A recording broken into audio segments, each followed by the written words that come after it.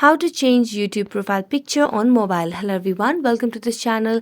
I'm Emily and I'm here to help you out today. So without any delay, let's get started. So first of all, launch the YouTube application on your device. Make sure that you're logged into your account. Now in order to change YouTube profile picture on mobile, simply launch or tap on your profile at the bottom right corner of the section where it says you. So tap on that and here you can see the option of your profile. So just tap on your profile.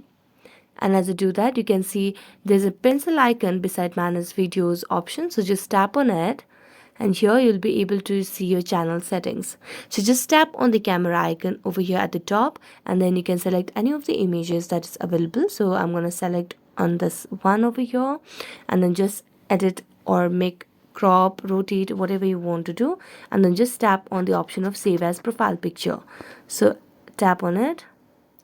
And as you do that, just wait for a while until it gets saved as a profile picture. So you can just go back and you can refresh the page and you'll be able to see that your profile picture has been changed. So that's it. Thank you so much for watching this video. See you next time.